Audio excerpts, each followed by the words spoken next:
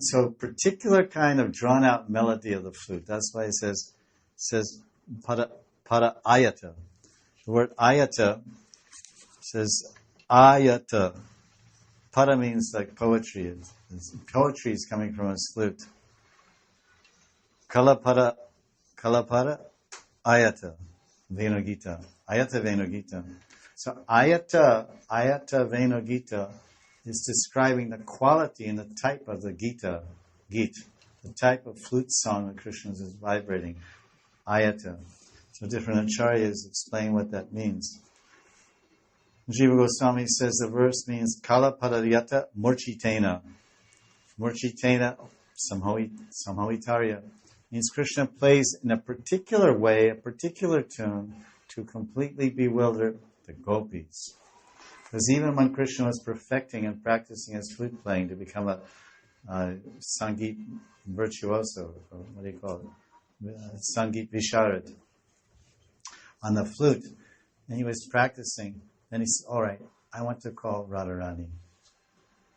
Because I've never met her, I'm going to try to see it, because I don't know where she is, I don't know what she's doing, but I'm going to call her to this well, to this mitai kuwa, this Sweetwater well.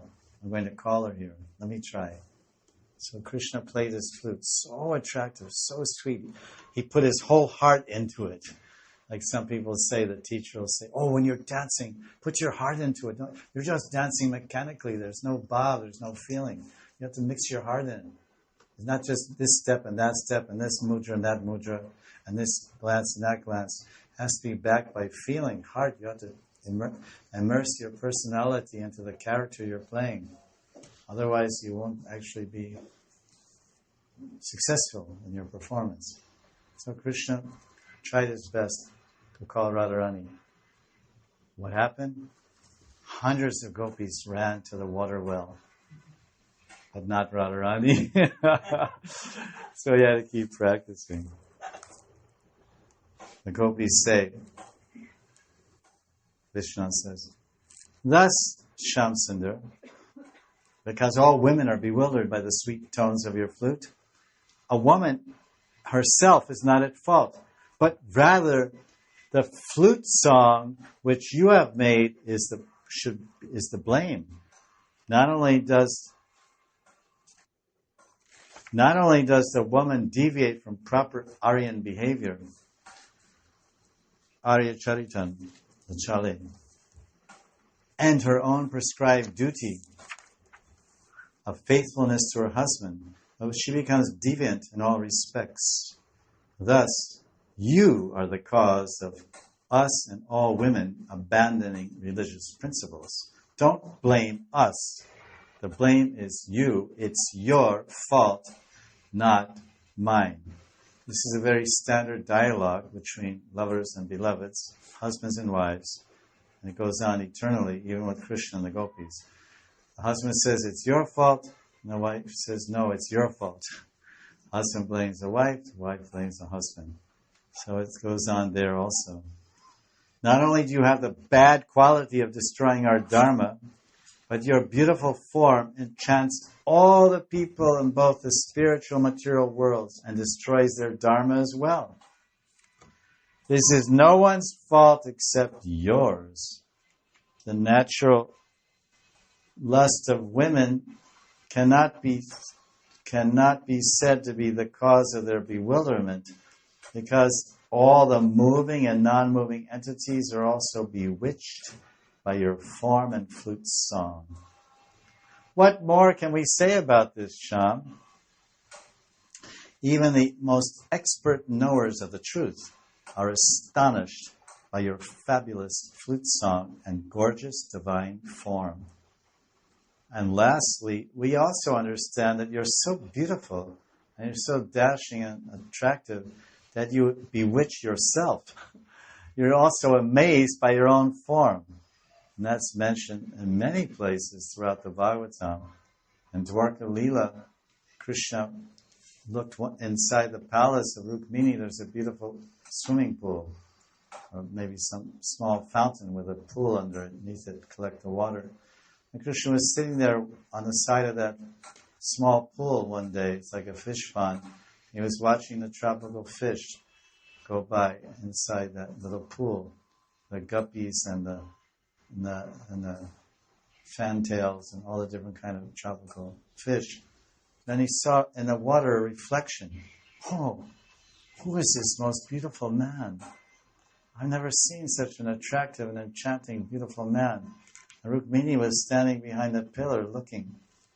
My husband is so much attracted to himself. He is really is he a narcissist? Narcissist means one who is completely attached to their own beauty. Of course, there's a whole lot of people like that nowadays. A selfie is another way. Let's say take a selfie means take a narcissist. I'm great, I'm beautiful. Oh, you look beautiful. Oh, great. Oh, right on. Looking hot. You know, all the comments come in, which is really degraded and really like Kali Prabhav all the way. But this has become the watchword in this egoistic, selfish, me-oriented world. So Vishnu Chakravarti quotes the Srimad Bhagavatam, 3rd canto, chapter 2, verse 12. Vismapanam swasya. Krishna produces vismaya. Vismaya means wonder or amazement, even for himself. So that's the end of Vishnu's commentary and his dialogue. Prabhupada has a small comment that he gives in Krishna book.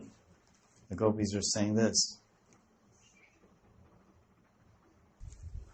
We can only say, what woman within the three worlds would not be captivated by your beauty?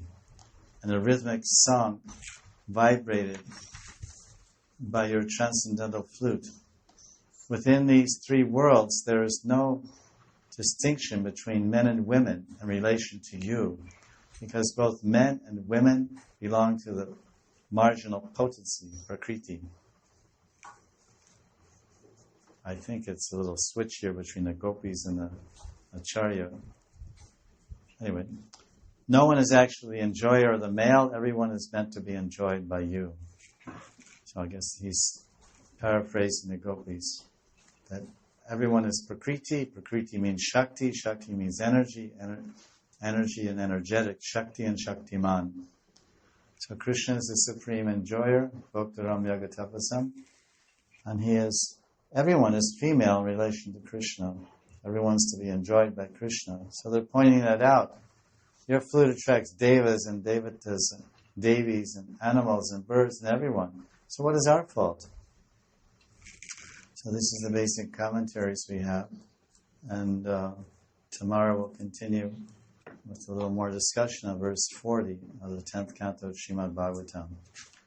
I'll read the translation again so we can leave remembering this translation. The gopis are saying to Krishna, they're very angry. They're expressing anger and naughtiness mixed together. O Anga, Sri Krishna, what woman in all the three worlds would not abandon her noble character after she becomes bewildered by the sweet, drawn-out melody of your flute? Upon seeing your most magnificent beauty, not only us, but even the birds and cows and deers and trees all become elated and ecstasy, and their bodies erupt with ripplings of bliss. So this is we can only add up one addendum to the gopis' prayer. Oh, gopis, please bless me that like you, I will become samohita.